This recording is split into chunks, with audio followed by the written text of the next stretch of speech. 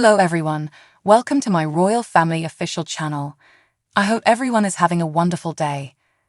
Before we begin, please hit the subscribe button and give this video a thumbs up. Are the gates going to open? Now that a former staffer has publicly spoken out, author of Revenge, Meghan, Harry, and the war between the Windsors, Tom Bower thinks more details regarding Meghan Markle's alleged bullying at the palace may surface. I'm sure more will come to light now. In an editorial that was published on Tuesday in the Daily Mail, he predicted that the trickle of information will soon become a stream. This is not intended to cast judgment on the case or predict the outcome. However, it is highly unsatisfying and distressing for the palace for whatever truth we find to have to come to this conclusion. Bower's article was released a little more than a week after Samantha Cohen, a devoted and long-serving former royal aide, acknowledged in a conversation with the Australian Herald's Sun that she was one of 10 employees who were questioned on claims that Markle mistreated staff members. Before Queen Elizabeth II passed away in 2022, Cohen, who had worked for her for many years, remembered that in 2017, the late monarch urged Cohen to assist Markle in adjusting to life as a member of the royal family. In the interview, she mentioned that she supposedly continued in the position far longer than anticipated. Cohen said, "I was only supposed to stay for 6 months, but I stayed for 18. When we finally found someone to take my place, we took them on a tour of Africa with Harry and Meghan to teach them the ropes, but they left too," the statement reads. Days before the Duke and Duchess of Sussex's dramatic 2021 interview with Oprah Winfrey, reports of bullying surfaced. When living at Kensington Palace with Prince Harry, 39, Markle, 42, reportedly moved staff members to tears, according to the Times of London. But Markle allegedly refuted having been harsh, allegedly stating, "It's not my job to coddle people," according to the outlet. Royal advisor Jason North, who was the couple's communications assistant at the time, recorded the said encounters. The fact that the Duchess was able to force 2 PAs out of the house in the previous year worries me much. The HR complaint stated, X** was treated in a very inappropriate manner. The Duchess seemed determined to pursue someone at all times. She is intimidating and trying to make her feel insecure. We have received complaint after report from individuals who saw Y acting in an inappropriate manner. I continue to be concerned that nothing will be done, he continued. Later, the palace declared that an investigation would be conducted, but that the results would not be made public. The charges were also sharply refuted at the time by the Duke and Duchess of Sussex, who also released a statement with strong language. The statement said, "Let's just call this what it is, a calculated smear campaign based on harmful and misleading misinformation. We express our disappointment that a media outlet has given credence to this defamatory portrayal of the Duchess of Sussex." Another royal author, in addition to Bower, recently described Cohen's miserable time spent with the royal couple.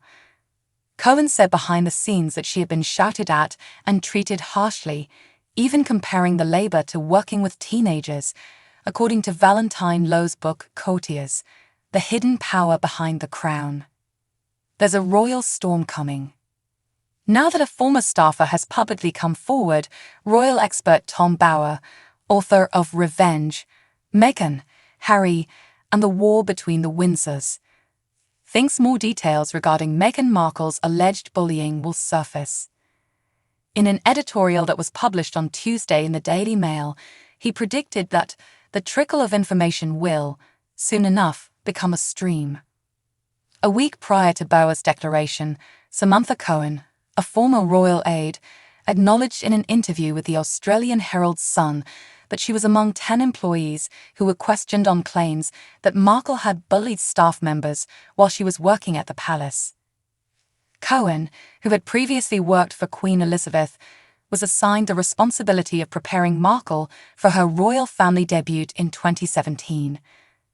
In a Tuesday post, Bower stated, "It is my belief that Ms. Cohen became irritated after about 6 months, and that Meghan was either unaware of or disagreed with the non-negotiable aspects of being a princess. Additionally, I think that Samantha Cohen's team members saw this as reckless self-indulgence. Both parties would point the finger at a cultural conflict. Cohen, who left the company in 2018, claimed that the employees were treated harshly and likened her previous position to working with teenagers, as reported in Valentine Lowe's book Courtiers, The Hidden Power Behind the Crown. Cohen admitted to staying later than expected to the Herald Sun. "We couldn't find a replacement for me, so we ended up staying 18 months longer than planned.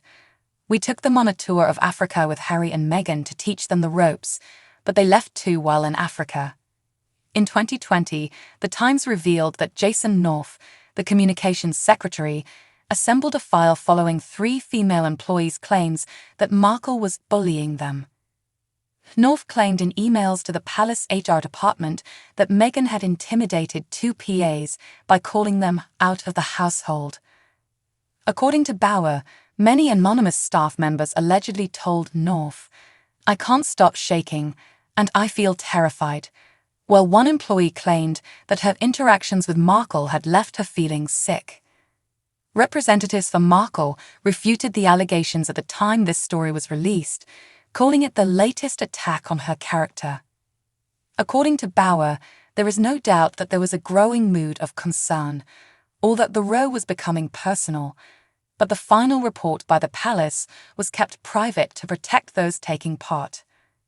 He also mentioned in his book, Revenge, that Harry was purportedly informed by Prince William that Markle's actions were unacceptable.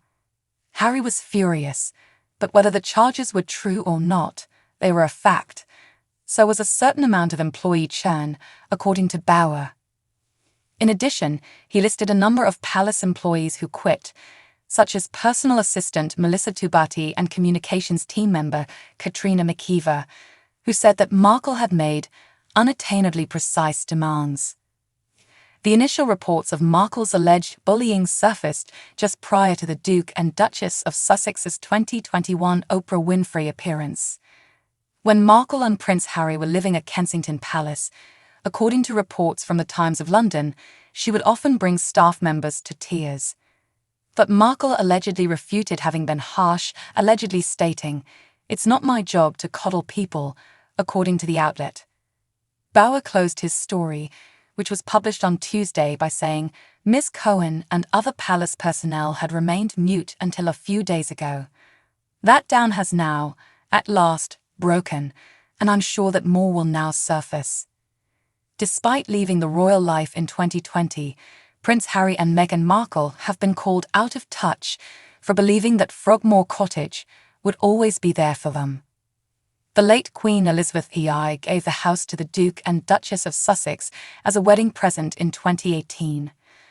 But just 2 years after leaving the family as senior employees and speeding across the ocean, the two requested to turn over the keys to the opulent royal mansion. Tom Quinn, a royal author, claims that Harry, 39, was hurt by his father King Charles's choice to drive out the royal fugitives. Even if they were no longer working royals and only returned to the UK for a few weeks every year, Harry and Meghan thought Frogmore would always be there for them, Quinn told the Mirror. That presumption tells volumes about how disconnected King Charles and his son had become from one another. In shocking new documents filed last week, Harry abandoned his residency in the United Kingdom and proclaimed that the United States was now his new country/state.